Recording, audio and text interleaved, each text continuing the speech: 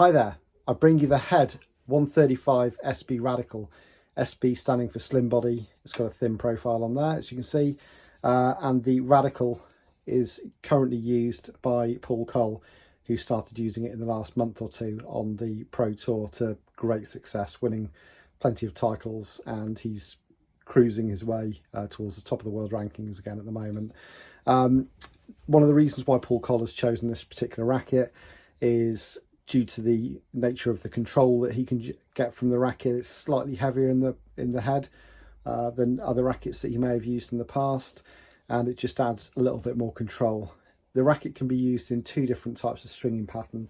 The regular pattern, which has standardized vertical and cross strings, or the AFP, the adaptive fan pattern, which is what I've strung this one in beforehand. Now, the adaptive fan pattern is really useful because it allows the player to have far more control.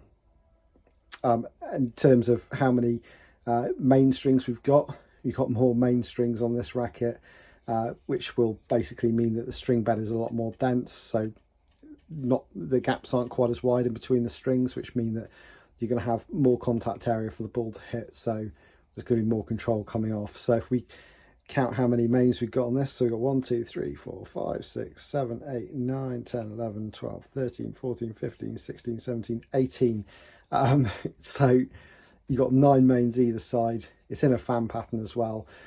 Before I start showing you how to string it, I've just strung this one up so that I can actually show some of the little idiosyncrasies with this string pattern compared to other rackets. So let's see. So you can see in the throat here, you've actually got strings going through in a kind of double barrel system or shared grommet system here. So it's unlike other rackets where you just have one loop going through the grommets at the throat or at the top.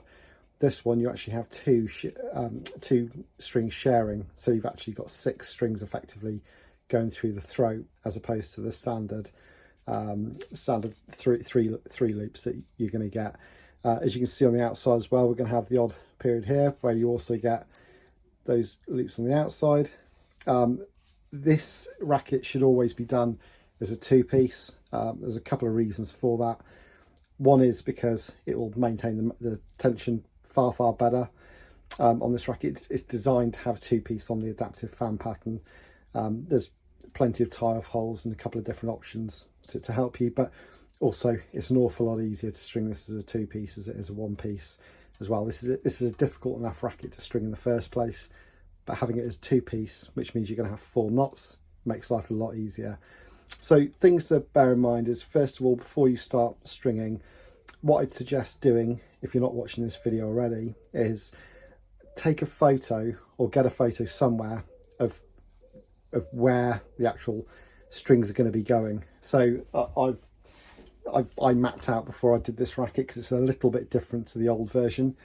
So I know that strings are going to be going through at the head at left 1 2 3 4 5 7, so you skip 6, 9, so you skip 8, then 11, so you skip 10.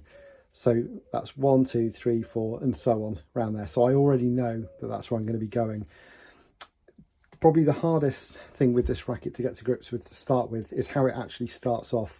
So most rackets where you've got 6 grommet holes at the throat, or 3 loops, you'll normally start from the throat. Not on this one. On this one, you actually start at the head, and then you bring one down, and then you cross over on the other one. I'll show you in the video, but the reason why I'm showing you the throat area, how intricate it is, it'll make a bit more sense when I'm talking to you about making sure that you go over and under on one side and over and under on the other side, or whichever way you want to do it. Basically, however you string this way, you want to do the opposite this way, because you want to get a hard weave. So you can probably see here, you get the strings, the cross string is being suppressed by here. So you want the path of most resistance on that final cross string, as opposed to the path of least resistance where the string passes through easily. This is so it keeps that bottom cross in place, adds a bit more control. So you can actually see where the string on here, for example, how it's being forced. So the string that sits on top ends up going underneath this last cross string, and the string that's on the bottom ends up going above that last string. So it just adds a bit to it. So that's just a little bit of an intro for me. Also, if you do have one of the older models, I've got one here, albeit this one's a little bit banged up, but if you do have one of the older head radicals, then just beware, because the stringing pattern is a little bit different on this one. So you'll be missing out some different grommets at the top to others. It looks on the face of it very, very similar, but it's not. There are some differences, so don't follow the stringing pattern for one of the old 135. So this is actually the Xenon 135, which is essentially very, very similar to the new radical. But yeah, it's different. Don't be fooled into thinking they're all the same. They're not, and you will come unstuck. So here we go, the head radical 135 slim body SP, as used by Coll. We're going to be stringing this one in the adaptive fan pattern, which is how Coll has it strung, and this is to allow more control, still with decent power, for those matches where you just want a bit more touch in the front corners and to keep that control up and down the walls. So this has got 18 mains on it, which is 2 to 4 mains more than the standard racket. So most rackets come with 14 mains, some with 16 mains, some will even come with 12. So this has got 18. So this has got a lot of main strings in it. I'm going to be keeping the tension low on this, so I'm going to string this at 22. The reason being is because it's got a really dense string pattern, because you're doing it in the adaptive fan pattern. So I normally like my racket strung between 24 to 26 pounds in that tension range, which gives sort of medium-ish control with a bit of power still. But again, this is a dense string pattern, so you really want to bring that tension down a bit, just so you've still got some decent power. But because it is a dense pattern, you always get good control on this racket. It's also got a bit more weight in the head, so this is really good for stability and control, which again is what Coll's looking for. So we're going to start at the head of this racket as opposed to the throat. Even though it's got 6 grommets at the throat, they're all shared, which means that you start from the head on this one, and you'll see why in a moment. So I'm just going to pull the strings through. Make sure you measure the strings. So I'll just actually show you now quickly how I do it. Make sure you measure 18 mains across, so 1, 2, 3, 4, and so on and so forth. It's really important that you measure the right amount here, possibly even use a reel instead of a set, because it does take a little bit more string, this racket. So get it right to start with, so that you're not flapping about at the end wondering why you're short on strings for the mains. Always do this one as a 2-piece. It's set up for a 2-piece method, so you should have 4 knots at the end, 1 set for the mains, 1 set for the crosses. Bit better tension maintenance on this racket, and also, quite frankly, stringing this racket as a 1-piece is a tough ask, because the mains finish at the throat on this racket as opposed to the head. So you would have to find a very, very clever adaptive universal around the world pattern to actually string this with in the first place. So just be kinder on yourselves, and it's better stringing this one as a 2-piece anyway.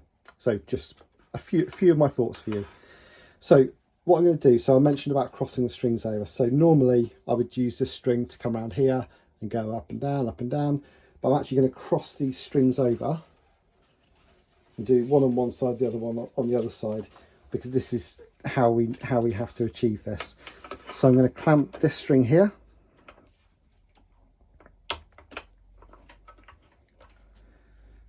in order to in a moment when I pull the first string, it's going to be at the top on the other side. So I've crossed over. By the way, this is quite an abrasive string. This is the head revolution string, so it's got a quite abrasive feel to it. So if you hear some loud noises, it's not me not looking after the string. That's just what this string sounds like, because it's quite abrasive. So here we go. Let's pull the first string. So There we go. That worked out pretty well. And then we're going to go over and do this side in a moment. I'm just going to actually do one more. So normally we'd string between 2 to 3 mains and then switch sides over. So I'm just going to do a second main on this side. Just watch where I'm stringing because it will switch in a moment.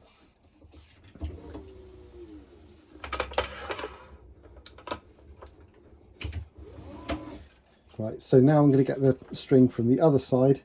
So it's going to be, so I'm going to be clamping with this one onto this string here. So just make sure you clamp the correct string. Just double check that you don't get caught short on this one, because otherwise it won't be easy to rectify. So just putting that aside a little bit. As I said, it is a little bit intricate at the throat area of this racket. Once you've done a few, you do get used to it, but it can take a bit of getting used to. So then we can do the next one. And the reason why we do 2 or 3 each side as opposed to doing one side then the other side is because you want to look after the frame. You don't want to elongate or suppress the frame at all.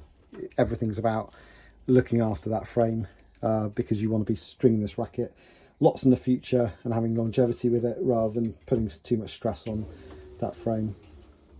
And again, I'm just being really careful with the loops at the bottom just to make sure that I'm not crossing anything over. So you want all the strings parallel at the throat. Also, whilst we're talking about the shape of strings here, you need to switch sides. So if you go over and under on this side, you need to go under and over on the other. So however you string the strings coming up through here, you want to do the opposite on the other one. So this should be in a perfect wave pattern. So that, as opposed to that, which can happen. So just be really mindful. Just keep an eye on that throat area. Make sure that nothing's crossed over, that everything looks neat, and that the waves are all going in the correct fashion. Anybody who's strung one of the head racquetball rackets, especially like I think it's the blackjack and the radical rackets, they'll know what I mean because they have the wave pattern on those rackets as well. But it should be very similar to any fan pattern where you keep everything going in one direction. So this is where we're going to skip. So we've got 1, 2, 3, 4. So we're going to skip 4, go up through 5. And I'm just going to, I'm not sure if you can see at the throat, but I'm actually pulling this string here. I'm just pushing that string up a little bit because I want to be going under. So the loop I want is going to go underneath there. So use these fingers wisely. And then I'm going to go back through right 4 at the head. And again, just checking that the string sits correctly under here. Because again, I don't want to have any crosses or to unpick it. Does it make a huge amount of difference how you play with it if they're crossed over? Maybe not so much. Does it look good? No, not at all. So I've always had this mantra that the better a racket looks, the chances are the better it's going to play as well. Because you know if somebody's taken lots of care when they're stringing a racket, then if it looks correct, it means that it's probably been done correctly as well. If you see 1 or 2 mistakes, those may not be the only 2 mistakes that you see. I won't put that through there just yet because I'm going to switch over to the other side. That's fine, that's all tension, that's good. So this side I'm just going to push the string down a little bit. So again, we're missing 4, so exactly the same as what we do here. On the right side we're going to mimic on this side as well. And I'm going to push the string at the throat down. So remember, before I pull it up a little bit, I'm going to push it down so that the string that goes through it sits on top of it. And remember, I'm missing out 4 on top there. And then we're going to go back through it in a moment. And again, just being really careful just to make sure that we get that wave pattern going in the same way. What you will sometimes find, and don't worry about it too much, it might cross over here. You probably can't see it on the camera here, but it has crossed over a little bit, but that doesn't matter because that's only because of the direction of where the string's being pulled. I'm going to give myself a bit of breathing space here, and then when I come through over the top, it will straighten out. As long as it straightens out by the time you've pulled the next string, then you're absolutely fine. Just don't let it sit there otherwise. So we're not going to skip we're going to skip this one because that's going to be the first cross. And again, we're just making sure that string sits over the top on this one this time, and that the strings aren't crossed over. Cool, that's all good. So again, yeah, nothing crossed over, so that corrected itself at the throat, so the strings are all sitting really, really nice now. And we're going to come down here. So we're going to skip another one. So 1, 2, 3, 4, 5, 7. So we're going to skip 8 and go through 9 because 8 is the second cross. I'm just going to pull tension and clamp off. Then we're going to move on to the other side. On this one, again, we're going to miss 1, 2, 3, 4, 5, 6. We're going to miss 6 out, come through 7, and we're going to pull that string underneath to make sure that the waves all go in the same direction.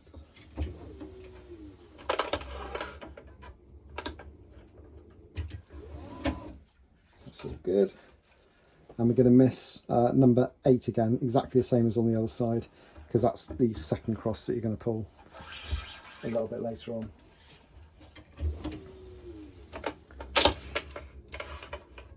And you get the picture now. It starts to make a bit more sense as you go through it. And the other rule of thumb is if it doesn't look right up here, then it won't be right. And this is one of the reasons why sometimes if I get a frame that's brand new or that I've never strung before, I've strung most frames now, but what I'll do is I'll take a picture beforehand so that I can just have a look at the grommet setup where the mains go, but also to have a look at what the strings look like, what the pattern looks like. Because if it doesn't sit right, if it doesn't look right, then you can always go back before you tie it off, but just be careful. Right, so this is where it gets a little bit different. So we've now got where it widens up, where the strings widen up a little bit. Now you've got 2 grommets left that are wider than any of the other grommets down here. That's because you're going to share these grommets, and you go to the furthest string out, which I think is number 11. So 1, 2, 3, 4, 5, 6, 7, 8, 9, 10, 11. So you're going to miss 11. You're going to go down to whichever string there is. So 1, 2, 3, 4, 5, 6, 7, 8, 9, 10, 12, 13, 14. So you're going to go through to 14. So string 14 there. Pull tension. And the reason why we're doing that is because this string here is that's the only one there which isn't doubled up in a fan, but the fan will come back down through here in a moment. I'll show you that in a minute. Because what you also want to do is tension the last string at exactly the same time as the other one. So what I mean is not tie off before you've done this side as well. You want everything to be as symmetrical as possible.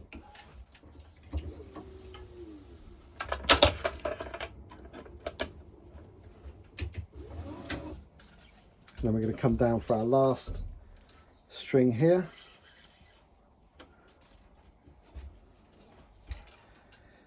Okay, and again, just making sure that the wave is correct. So you'll just look at where you're going. So you're going to skip a couple of grommets, then come back down here, and just make sure. So that's got a bit of a crossover on that one.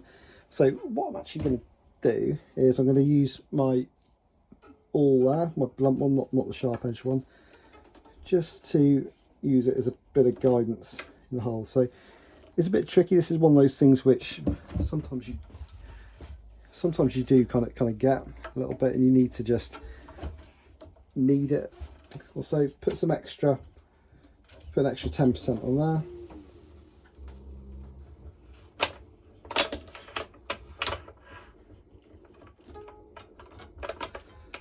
Clamp it off. That's all looking good.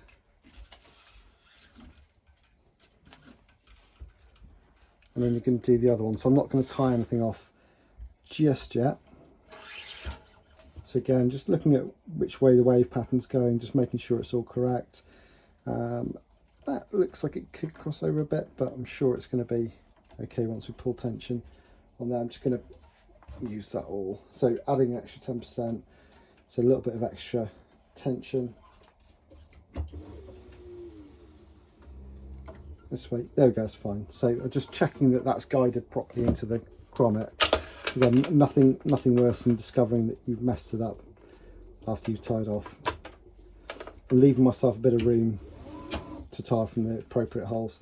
So because I tensioned this one first, I'm going to tie off on this one first, then come back to the other one in a minute. So you're going back up through the next nearest hole. Sometimes you need, because it is quite a new racket, this one actually, so sometimes need to use pliers a little bit. Wow, yeah, this is quite stiff. It's also quite a soft string, so it's probably quite a good way to demonstrate how to show a little bit of patience. So all I've done there is I've just snipped off the end of the string just to sharpen it up a little bit so it goes through that hole a little bit easier.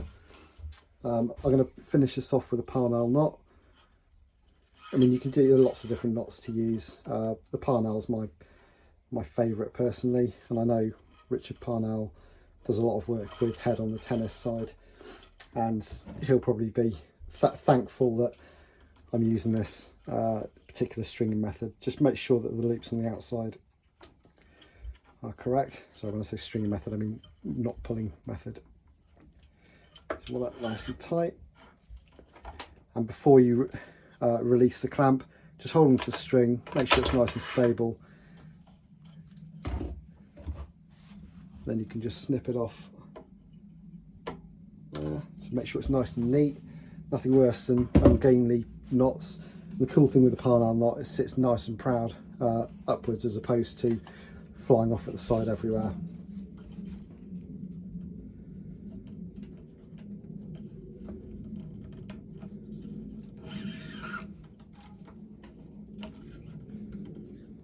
So this video is probably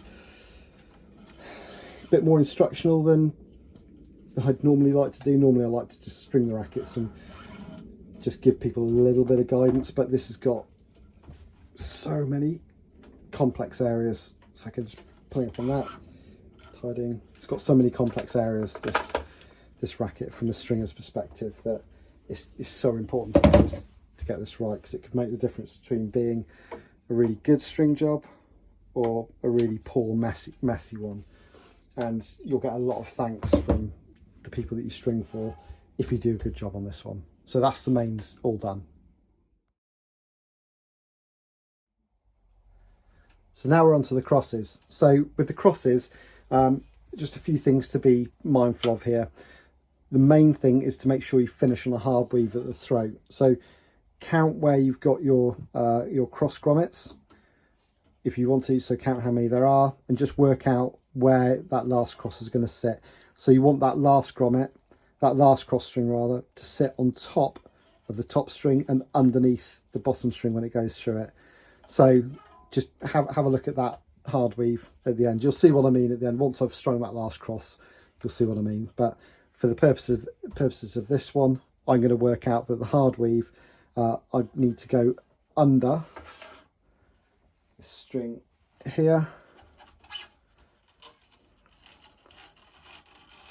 So I'm going to just weave it through the second to last, sorry, second to top cross, give myself a bit of space, then weave it back up to the top, because I'm going to start using a starting clamp as opposed to a starting knot. Not a big fan of using starting knots, mainly because I think they can put undue pressure on the grommets, eat into them a little bit, and I just don't think they look as neat really, but some people like them. I personally would prefer to start with a nice tidy knot. So I'm just going to get a starting clamp, use my Parnell pad, so the pink leather contraption here, that is a Parnell pad. It just protects the frame, the bumper, and most importantly the string as well. It just adds to the protection of the string, because you really want to look after the strings when you're going through. And just again, when you're doing the crosses at the head, just make sure that everything's nice and neat and that the strings are running parallel along the bumper, that you're not crossing anything over. So something to be mindful of when you're actually stringing the mains as well.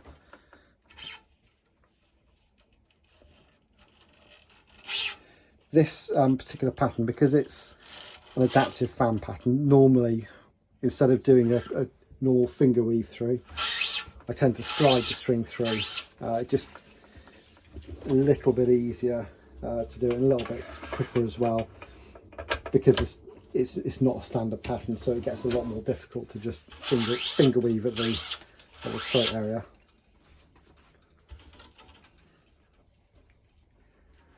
And again, I'm not pulling tension on 2 strings at a time. All I'm doing is I'm weaving one ahead, because there's less friction on the strings doing it this way, because we want to just look after those strings.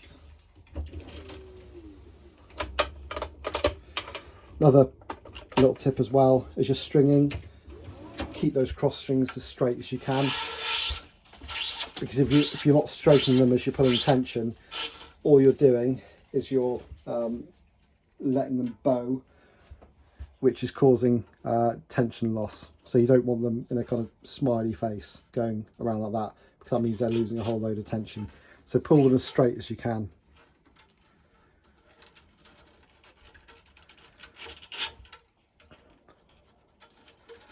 And don't worry, I'm not wrecking this string. I think I've already probably mentioned on the mains, it's a really abrasive string, so it does make a little bit more noise than normal on here.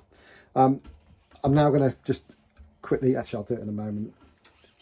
In a moment I'm just going to do the top cross. The reason why I'm not going to do it right now, I was going to, is because I'm actually going to tie it off here, so my clamp was obstructing that.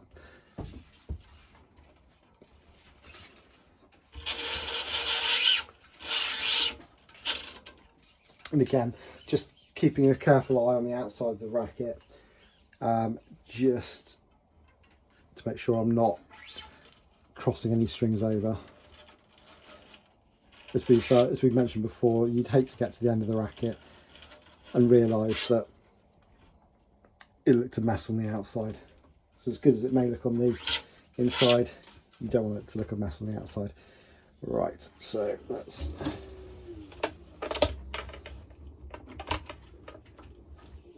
So again, keeping the strings nice and straight. So I'm going to tie off on this one here. So you can actually tie off above as well. I'm trying to think, but I always tie off here because it means I can actually clamp it much better at the top here. So if I was to clamp it here, then all it would mean is that I'm having to give myself more space for that string to lose tension to pull it off. I'll demonstrate it. I'll show you what I mean here. So let's pull that off. So if I was to tie off on this knot here, on this hole here, I would then have to clamp off here to give myself enough room to thread through and pull the tension. If, however,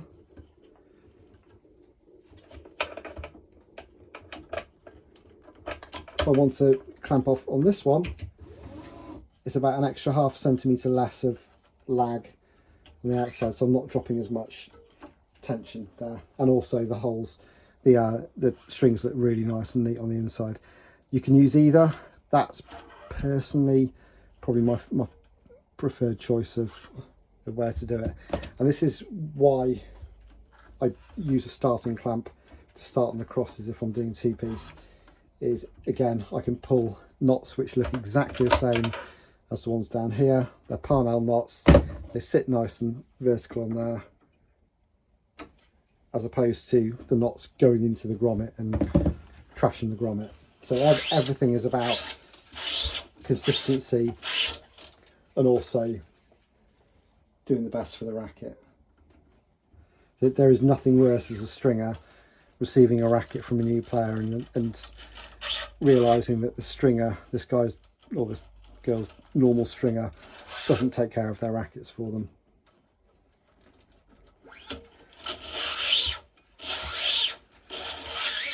And yeah, this string isn't the quickest to string with because it is quite abrasive, but it gives a little bit more control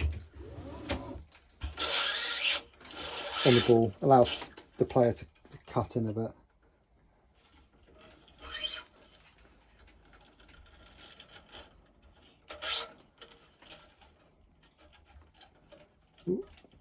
So see, it starts, the further down you get, the more fiddly it tends to get. This certainly isn't one of those rackets which I think if I'm really pushing it on the majority of rackets, I can string them under 10 minutes if I'm going pretty quick. I've done that on the Pro Tour before for Maz and Hashem on a adaptive fan eye racket. Generally speaking, somewhere between sort of 10 to 15 minutes depending on rackets. This particular racket, yeah, I could probably get it down to about 12, 13, 14 minutes. Certainly couldn't get a sub 10 on this racket, just because you need to just be a little bit more careful with the strings, and also careful with the racket as well. There's just too many things you need to keep an eye on when stringing this racket.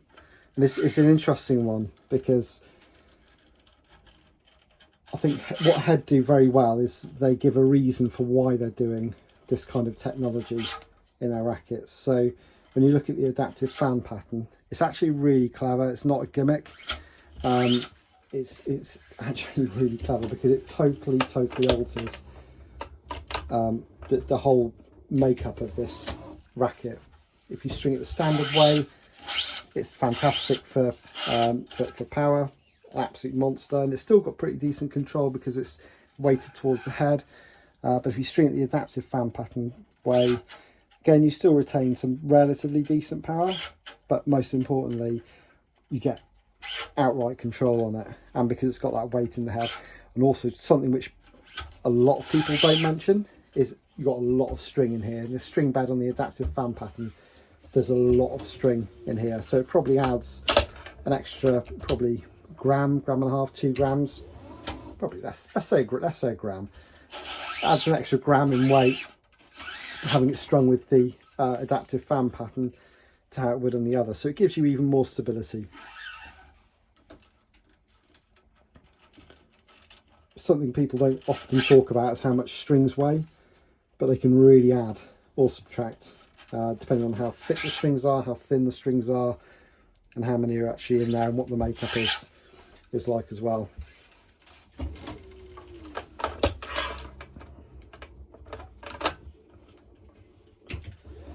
So again, just something which I'm being mindful of here, just to make sure that the strings are staying nice and straight as I'm stringing these crosses.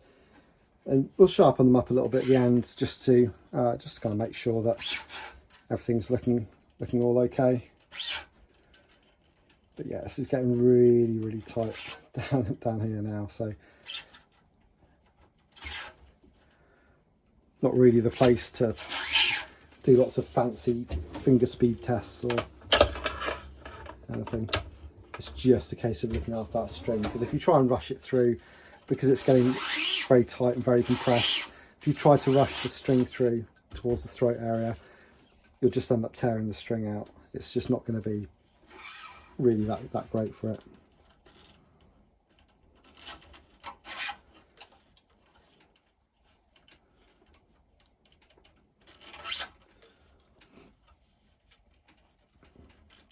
But yeah, this is going to be a popular racket, I think. I mean, I do a lot of work with several different manufacturers.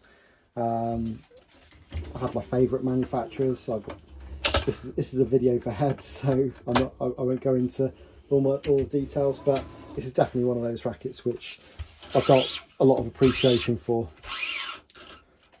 So you know, and it's good. What's good about this racket as well is it's different to other rackets. I like manufacturers that are a bit inventive with how they do things. You know, like Prince was always a bit of an innovator with squash rackets, and others have followed suit and done similar things since. But But yeah, this is different. You know, Technofiber have got their own technology now, which is really cool. Head have got theirs. Caracal have got theirs as well, and so on and so forth. And, you know, all the manufacturers have a unique selling point to some degree, and I think that's a really good thing. I think it just gives players options, and what one player might like, another player might not like. So I think it's always good to have those options. And the cool thing with this racket is, as I said before, you got two options. You've got two totally different styles of play based on how you can string this racket. So this is mega tight down here now. So I'm just gonna thread it through more than anything. I'm just going to sharpen up the end of the string because it's starting to blunt off a little bit.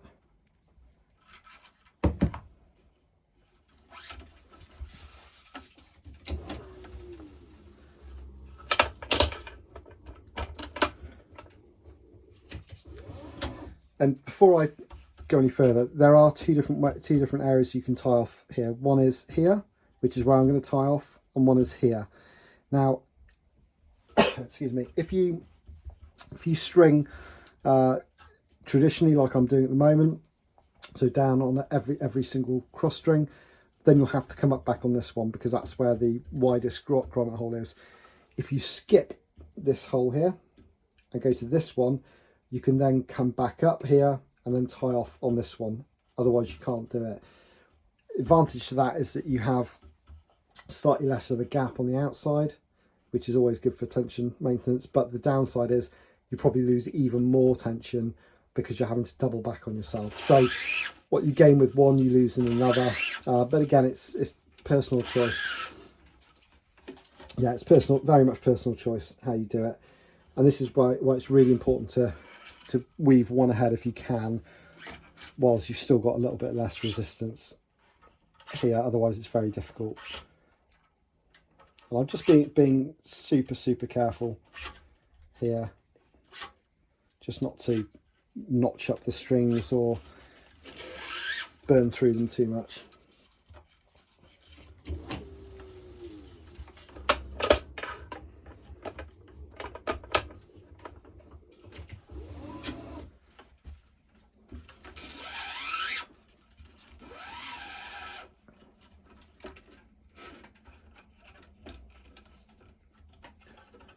Cool. Just going to pre-straighten that because I know that because I'm finishing on a hard weave, it does put a bit of pressure on these strings. So if you straighten up a little bit first, it means you're not having to cut through the strings too much afterwards as well. I sometimes put extra tension on the throat. This one, I'm going to put extra tension on the throat just because I've got a little bit of a longer loop than I'd normally like going on the outside. Otherwise, because it's a shorter space, I normally wouldn't put extra tension down there. One thing that is really important, and you will need to manipulate a bit, get that final cross, get it clamped off as close to the frame as you can. For demo purposes, I want to show you the grommet, so I haven't always clamped quite as close to the frame as I normally would do, but on this final cross, it's really important to clamp it as close to that frame as you can, so it's less tension that's going to be lost. I'm just going to trim this string a little bit. The last string is fairly long. I don't need that much string in there. I'm going to come up a couple of grommets to the widest grommet available. Again, making sure I'm not crossing anything over on the outside.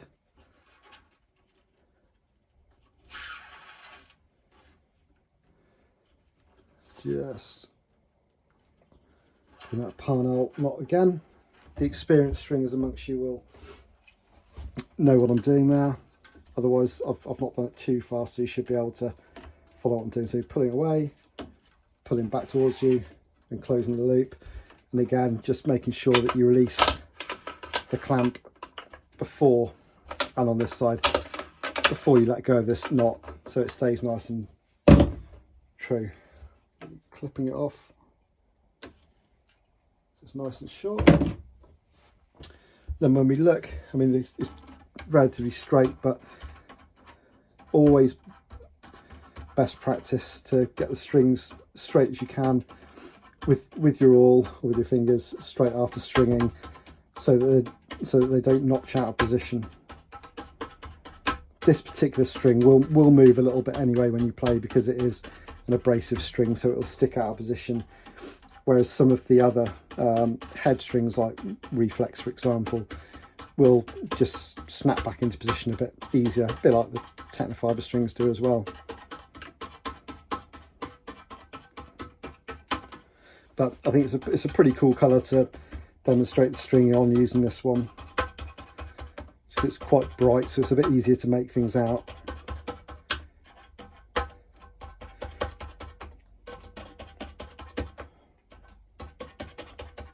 So again, just taking a little bit longer to straighten these strings out than I normally would do, because again, it plays tricks with your eyes sometimes because it's a fan pattern. But I hope you've liked watching this one. It is a little bit different from your standard racket pitch you've got. So here we go. There's that racket there. All done. All good.